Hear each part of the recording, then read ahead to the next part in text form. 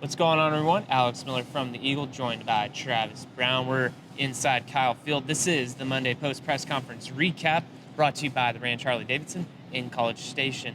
It's a little windy here as I'm seeing this, but heard from A&M coach Jimbo Fisher and a few players after the Aggies' loss to South Carolina this weekend. Travis, maybe the most notable thing, we can just mention some housekeeping things.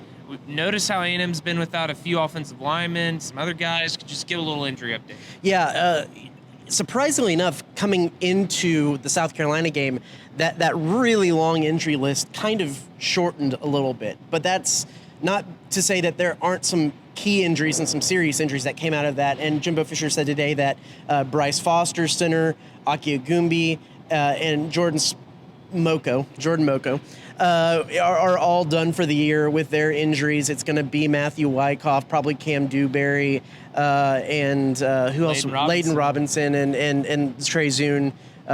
All those guys on the offensive line. Ruben Fothery on the offensive line. Thanks for helping me limp through that. So those are the big ones to come out. But he did say that Haynes King would be available for the Saturday game after leaving there at the end, which seems to indicate that the scans that they got weren't serious. That's kind of the reason why Jimbo ended up keeping him out of the game there at the end of the game. There is some other notable people missing, though, with Edric Cooper didn't play. Antonio Johnson didn't play, even though he was out there warming up before the game. He was in uniform. You would think that might be a more quickly back kind of scenario. And the other big one was, Tyreek Chappelle was back. Some of these guys were back. So it's a little bit of a fluid situation, but those are the big names that are out.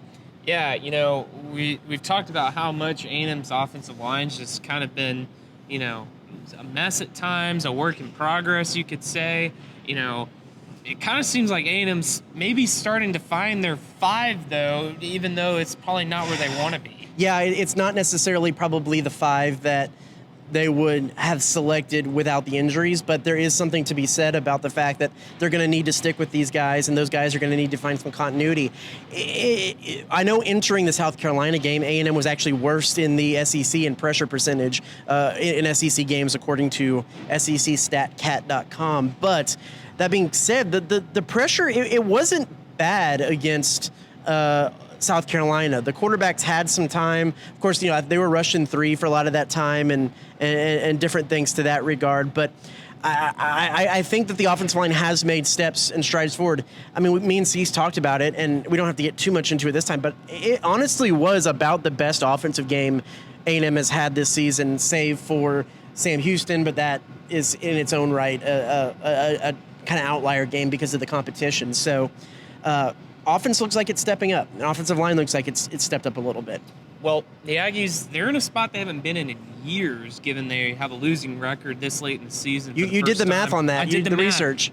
This is the latest part of the regular season they've had a losing record since 2008. The last time they didn't qualify for a bowl game. Of course, A&M didn't play in a bowl game last year because of COVID. That was pointed out to me on Twitter by a good follower. But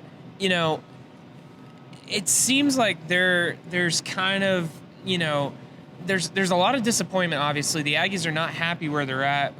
Damani Richardson kind of spoke to this a little bit today when we heard from him. He said he was surprised at the way that the season went. I think a lot of us were surprised. Fans, media, team, coaches were surprised at the way that the season has gone so far.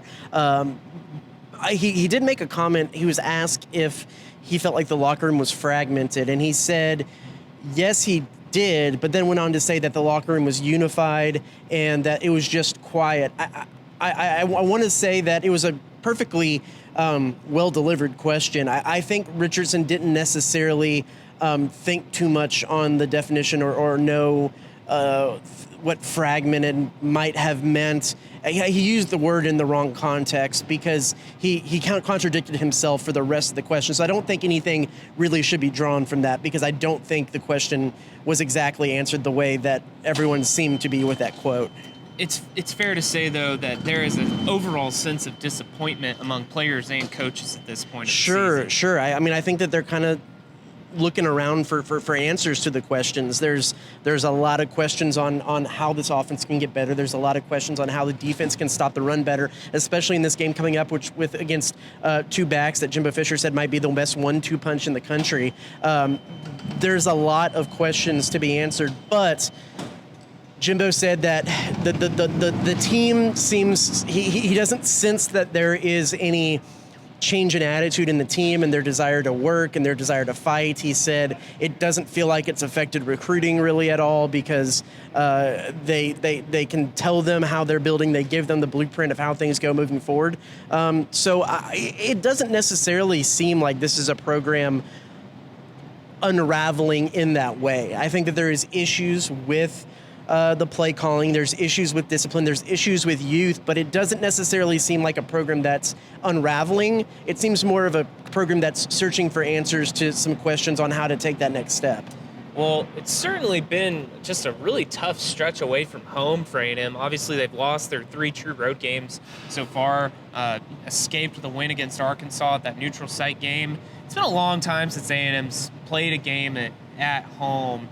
And they come back, and they're gonna have a tough game this Saturday against Ole Miss. I know they got beat by 25 at LSU this last week, but Ole Miss, a team that could potentially match up well. And I mean, storylines abound when you talk about DJ Durkin and some other things. This is one of those games that I've had circled that I just don't see A&M winning. I think that they've been so bad against the run.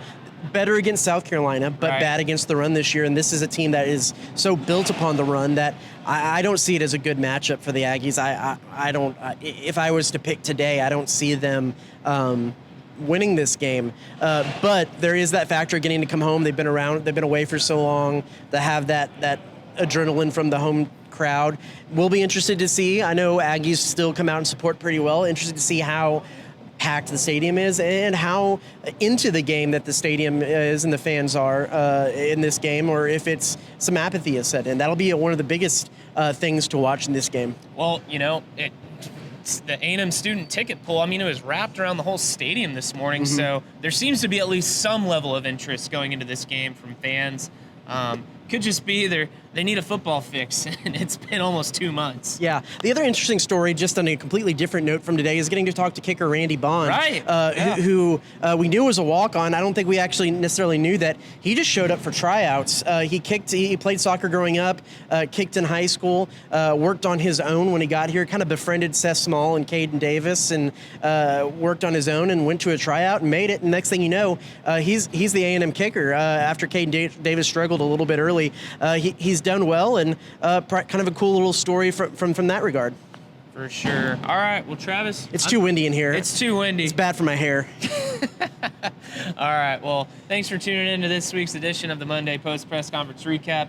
Be sure to check theo.com for all of our coverage of A&M football leading up to the Aggies game against Ole Miss this Saturday. For Travis Brown, I'm Alex Miller. We'll see you next time.